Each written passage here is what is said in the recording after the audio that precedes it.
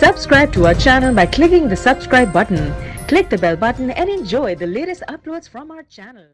Alhamdulillahi Rabbil Alameen Wassalatu wassalamu ala Rasulihil Kareem wa ala alihi wa sahbihi ajma'in amma ba'd فإن النبي صلى الله عليه وسلم يقول إنما بعثت معلما صدق الرسول النبی الکریم صلی اللہ علیہ وسلم۔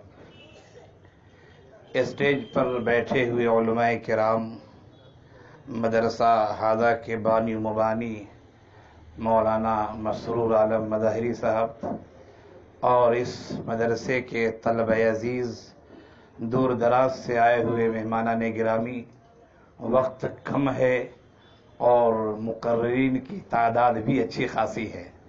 میں دو تین باتیں بس آپ کے سامنے کہنا چاہوں گا، اور وہ یہ ہے کہ دیکھیے، دنیا میں کرنے کے بہت سارے کام ہیں، کام کی کوئی کمی نہیں ہے، کام جائز بھی ہیں، کام ناجائز بھی ہیں۔ ناجائز کام تو ہمیں کرنا ہی نہیں ہے، اس لیے کہ شریعت نے تو ہمیں ان کاموں سے روکا ہے، اس لیے ناجائز کام کی گفتگو فی الحال نہیں کرنی ہے۔ جائز کام بہت ہیں، ایک دو نہیں ہیں۔ پڑھنا پڑھانا یہ بھی ایک کام ہے، بلڈنگوں کو بنانا، عمارت بنانا یہ بھی ایک کام ہے، کھیتی گھرستی کرنا یہ بھی ایک کام ہے، طب کا معاملہ ہو وہ بھی ایک کام ہے، لوگوں کی تیمارداری کرنا، علاج و معالجہ کرنا وہ بھی ایک کام ہے۔ کام سینکڑوں ہیں اور جائز کام ہیں، لیکن ہمیں اس بات کو دیکھنا ہے کہ آخر ان کاموں میں سب سے بہتر اور سب سے اعلیٰ کام کیا ہے۔ اس لیے کہ ہماری شریعت نے جو ہمیں تعلیم دی وہ یہ کہ انسان ہر لائن میں ممتاز کیفیت پیدا کرے اور اعلیٰ صفات پیدا کرے۔ آقا نے فرمایا تھا کہ المؤمن القوی خیر من المؤمن الضعیف، کہ جو طاقتور مومن ہوتا ہے وہ کمزور مومن سے بہتر ہوتا ہے۔ اور طاقت صرف جسم کی نہیں ہوتی ہے، جسم کی بھی طاقت ہوتی ہے، عقل کی بھی طاقت ہوتی ہے، فن کی بھی طاقت ہوتی ہے، علم کی بھی طاقت ہوتی ہے، دست و بازو کی بھی طاقت ہوتی ہے۔ طاقتور مومن جو ہے وہ کمزور سے بہتر ہوا کرتا ہے۔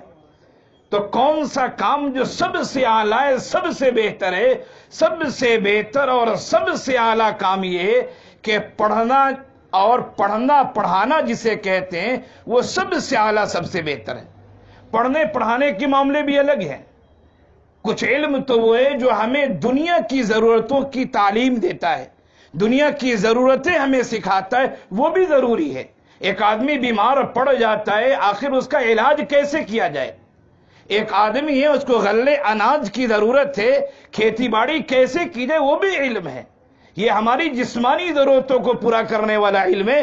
ایک علم وہ ہے جو انسان کو رب سے جوڑتا ہے، اللہ سے جوڑتا ہے۔ ایک علم وہ ہے جو انسان کے قلب کو مصفہ مجلہ کرتا ہے، انسان کے قلب کو پاک کرتا ہے۔ ہمارے آقا نے فرمایا کہ وہ علم جو انسان کو اللہ سے جوڑ دے، وہ علم کی تعلیم دینا سب سے افضل، سب سے بہتر ہے۔ آقا کی مشہور حدیث ہے، خیرکم من تعلم القرآن وعلمہ، سب سے بہتر ہوئے جو قرآن پڑھتا اور پڑھاتا ہے۔ اس پیغام کو آپ لے کر جائیں، آج کے جلسے سے اس پیغام کو آپ لے کر جائیں کہ کرنے کے کام بہت سارے ہیں، جائز کام لاکھوں کی تعداد میں، لیکن ان جائز کاموں میں سب سے اعلیٰ، سب سے افضل جو کام ہے وہ پڑھنا اور پڑھانا ہے۔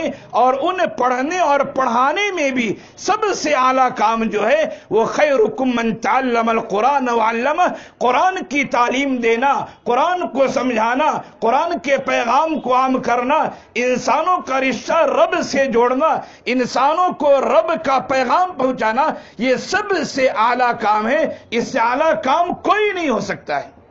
اور خود ہمارے آقا صلی اللہ علیہ وسلم نے فرمایا، انما بعثت معلما، کہ میں معلم بنا کر بھیجا گیا ہوں۔ میں استاد بنا کر بھیجا گیا ہوں، میں سکھانے والا بنا کر بھیجا گیا ہوں۔ تو جب ہمارے آخری پیغمبر آقا نامدار احمد مجتبیٰ محمد مصطفیٰ ساقی کوثر شافع محشر خاتم الانبیاء والرسل وہ جب معلم بنا کر بھیجیں گے تو یقیناً معلم کی فضیلت بھی زیادہ ہوگی، ان کے مشن کو بڑھانے والے کی اہمیت بھی زیادہ ہوگی۔ آج کے جلسے کا پیغام لے کر جائیں کہ لاکھوں اور کروڑوں جائز کاموں میں سب سے اعلیٰ کام پڑھنا اور پڑھانا ہے۔ ان اعلیٰ کام میں پڑھنے اور پڑھانے میں بھی سب سے بہتر کام وہ ہے جو لوگ قرآن کو پڑھنے اور پڑھانے سے جڑے ہوئے ہیں، اور جو لوگ نہیں جڑے وہ اس راستے میں تعاون کر رہے ہیں، وہ مالی تعاون کر رہے ہیں، مشورے سے تعاون کر رہے ہیں، اپنے ذہن و دماغ کو استعمال کریں۔ یقیناً یہ خیر کا سب سے اعلیٰ راستہ ہے۔